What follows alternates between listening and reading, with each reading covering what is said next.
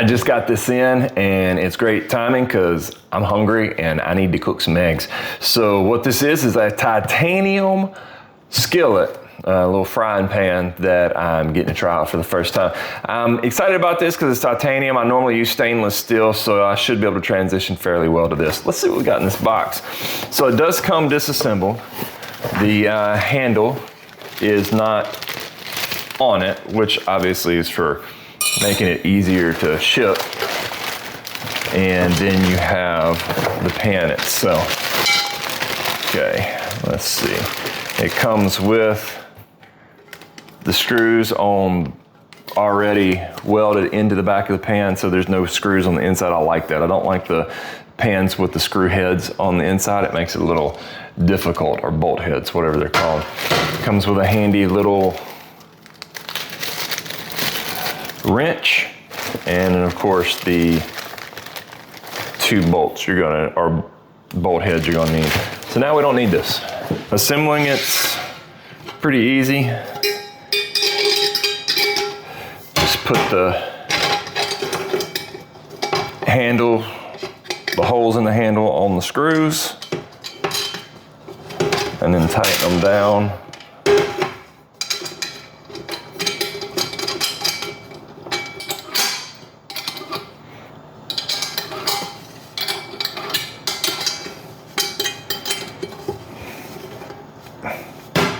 There we go. All right, nice and tight. They kind of went with a hex clad idea with the texture on the inside. Always with a fresh new pan, I'm gonna hit it with a little bit of dish soap, rinse it out real good, and then we're gonna get it heated up. So let me do that real quick. Cleaned up real nice.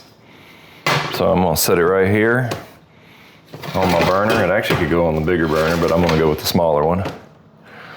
And we're gonna get it turned on. Now, I'm gonna go just below medium heat. Pans like this, I'm going to assume I need to treat it like a stainless steel pan, which is what I normally use. So with a stainless steel pan, you're going to get it heated up nice and hot. If you're having sticking problems with a all metal pan such as this or a stainless pan, there's 2 reasons. One, you got it too hot and it's burning and it's burned on. That's real easy to do on an electric stove like this. That's why I stay under the medium heat, because if I go over that, I'm gonna get my pan too hot and then it's gonna burn my food. But if you go to where it's not hot enough, then you're gonna have your food sticking and that's gonna be a problem. It's a Goldilocks kind of situations with an all metal pan like this. Also, you want to make sure to have plenty of fat of an oil of some sort. I'm on carnivore, so I'm going to either use tallow or butter. Today I'm going to use butter, because if you don't have that to create that non-stick barrier, then you're going to have sticking food. So you can't just transition from a non-stick pan to this and treat it the same way, because if you do, your food's going to stick. Like I said, don't let it get too hot, but it still needs to be hot enough, and I'm gonna show you how to test for that. So right now we're preheating the pan, and we'll be back in a minute.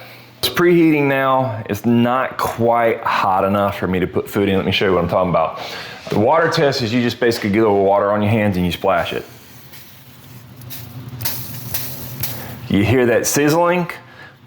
It means it's not ready yet, because the water's hitting it and immediately sizzling and evaporating. It's not what we want. So we're gonna let this warm up just a little while longer. It is heating up decently fast for a 12-inch skillet. I have another brand that's a stainless steel skillet and they heat up really fast, but the 12-inch heats up at about the same speed this one is, and I'm really impressed with that. It's doing what I want to. There's still a little sizzle, but the beads are doing what they're supposed to. I'm gonna bring you in close and show you the cooking process and this test. Let me show you the test. Oh yeah, you can see them dancing. So that's when you know that it's ready. You don't want to get it too much hotter. You're going to see how I normally do breakfast. So I'm on carnivore, so we're going to do ample amount of butter on here. Lots of butter. Just throw that in that pan. Now, on electric, I like to pick the pan up and slide that butter all the way around like this to keep it from burning. And then I can start cracking my eggs in there. I'm gonna throw me a little leftover steak in there. Crack some farm fresh eggs. There's one. There's my farm fresh eggs. What I like to do is cover the top, and that way the eggs cooks from the top too, and it warms up everything nice and evenly. I don't flip the eggs. I wait until the eggs have a little bit of white on top of the yolks, and that's how I know everything's the way I want it. This particular skillet does not come with a top. I just happen to have a top of another skillet that fits it perfectly, so I used that. It does not come with a top. I just want to be clear on that. Looking good. Butter's getting a little caramelized, a little burnt butter. That's always got a good flavor to it. My egg whites are completely done, so I could actually pull this now if I wanted to, if I wanted runny eggs. I don't typically eat runny eggs. I do like them, but I usually like the yolks to be almost soft boiled. See how the white, it's turning white on top of that one, and over here too. We're done. Set the top off to the side. I want you to watch this now. See, look at that.